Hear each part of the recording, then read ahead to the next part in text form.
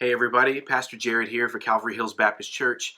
I had a question come through for our Ask Anything series that was one that I was going to address in the near future, maybe in a month or so. But in light of the recent events with a lot of discussion happening online through social media, I thought it would be good to go ahead and equip you with some brief answers right now with more videos to follow.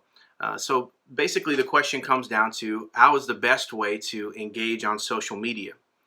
I know a lot of us are dealing with that, and right now during this digital detox that I'm taking, and I hope many of you are taking, you can get some perspective on the role that social media plays and possibly should play in your life.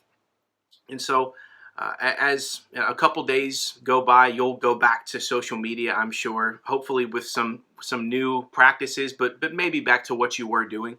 And so what I want to do right now, this will be a shorter video. I just want to give you my filter for how I tend to engage in social media. And this probably reveals the way that I think about social media.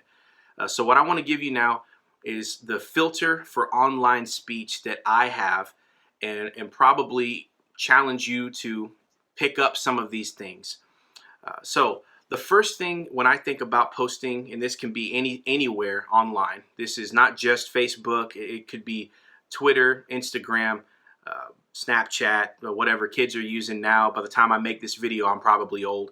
So it also includes blogs and emails, anything that you put out there. This is the five-fold filter that I try to push everything through this filter as I give information out publicly in a public sphere. So number one is that there is wisdom in gaining perspective before you speak. My biblical basis for this concept is found in James 1:19 through 20. So listen to this verse. James says, "Know this, my beloved brothers, let every person be quick to hear, slow to speak, slow to anger, for the anger of man does not produce the righteousness of God." Boy, how often have we seen recently people get so angry and really post out of their anger or speak or write out of their anger, often leading you to say things maybe that are not even true, or things that just reveal your anger more than they reveal the truth of what you're trying to communicate. And so James reminds us we don't have to immediately engage in our anger. There's wisdom in taking a moment to collect your thoughts. There's many verses in Proverbs that talk about being slow to speak, or the wisdom in holding your tongue, or the fool speaks quickly out of his rage. And so I would just encourage you, if you're ever feeling hyped up, angry, or wanting to just blast somebody, maybe that's probably a time to enact this and slow down and think, is it extremely important what I need to say right now? Or might tomorrow the news change? Might tomorrow some facts come out that maybe change what I know right now and make me today look stupid? So there's a time to slow down before you speak. The wise man does not feel pressured to produce an immediate commentary every time he feels fired up about something. Okay, so that's number one. Number two, remember, digital communication is basically permanent, especially the more your influence rises and the more detractors you have. Everything you ever say online, now I know most of us know this, but I'm still going to say it. Everything you ever say online is probably logged somewhere in some server online, and even if that information is hard to access, anything you say can be screenshotted or copy pasted or taken and potentially used as a weapon against you by someone in the future, or someone who wants to destroy you. We have seen this happen all the time. And so I would just caution you that some things are best said on the phone. Some things are best said in person, looking across from somebody where there's no digital record of what you've said. So even emails can be stored and used against you at some point. So I would say just keep that in mind online. Your future self may not thank you for things that you've said digitally that can be reproduced. And I know all of us have done that, especially in the early days of online, when we did not really know what the capabilities that we had in the mid 2000s and the late 2000s. We did not know what this would become. And so many of us already have a lot of writing out there that maybe we wish we could get back. So start today thinking about that. Number 3, speak the truth always, but always speak in love. And that comes from Ephesians 4:15. Anything you say should always be based in truth.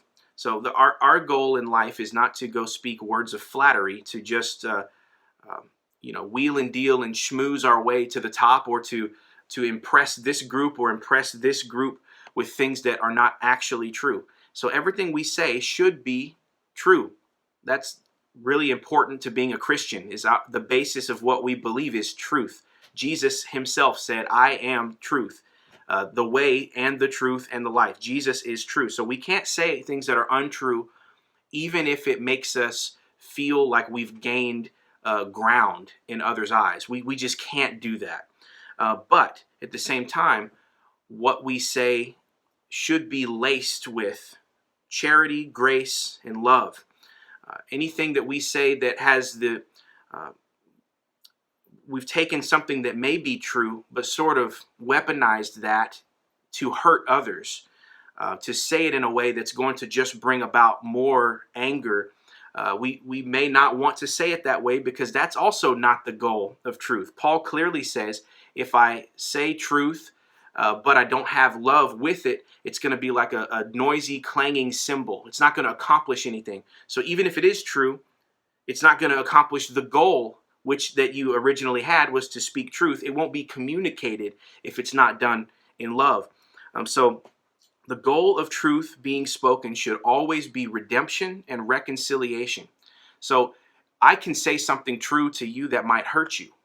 You can say something true to me that might hurt you, that might hurt me. And that's not ultimately the goal of truth, is to just hurt.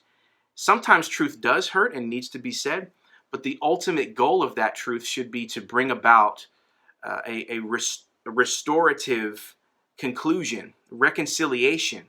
So if I have to say something to you that hurts, and you have to say something to me, the end goal should be that we're drawn closer in the end, or that I'm made more like Christ by what you've told me, or you're made more like Christ by what I've told you. So always say something in truth and love. If you can't say your truth statement in love, you might want to wait until you can.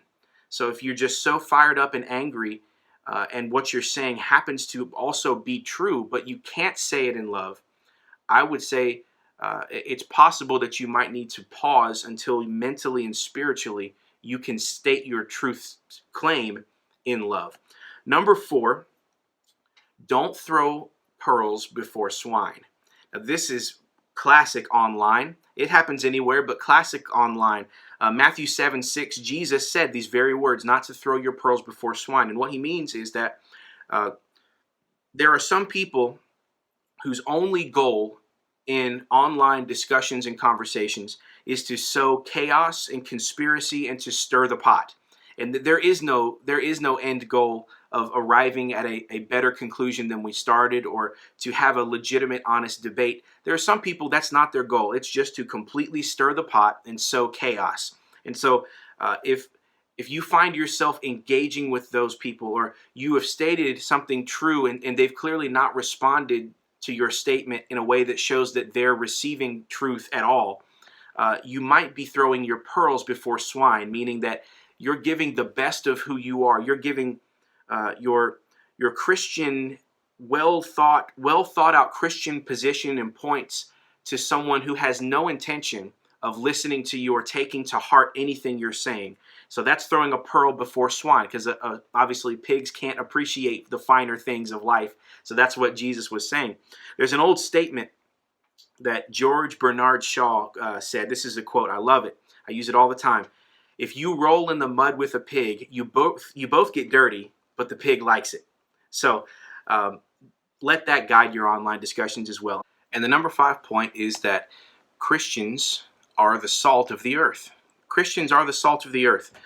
Matthew 5:13, Jesus says that if Christians completely disengage from this world and we keep to ourselves, if we just put up a wall and say, well, this is where all the Christians are going to live, and we're going to live our life, and we're going to put you guys over there, and we're going to stay over here, the world will descend into chaos. We are the salt of the earth, meaning we preserve the earth.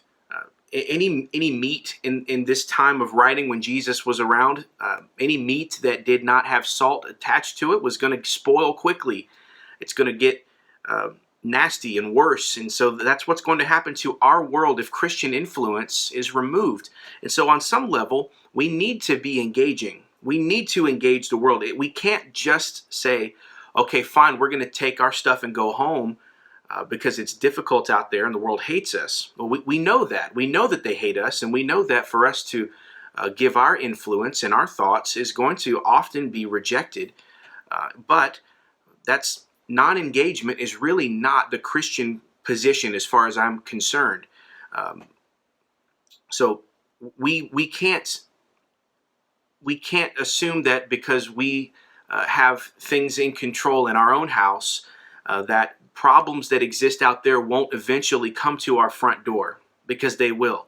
If we don't deal with the problems that are out in the world while they're in the world, then eventually the torch and the pitchfork will find their way to our front yard. And so we have to do our best to be the salt of the earth, to persuade and to engage, and when the time is right, debate, to put our Christian position out there, to put the gospel out there into the world, to ensure that Jesus is being represented in the world. And so I hope those 5 points, when combined together, no one of them is a standalone argument, but if you take those 5 and sort of make them into a filter, I hope that helps you as you seek to engage the world, especially online. And I hope that's helpful to you. It equips you to go forward and represent Christ in the world and online.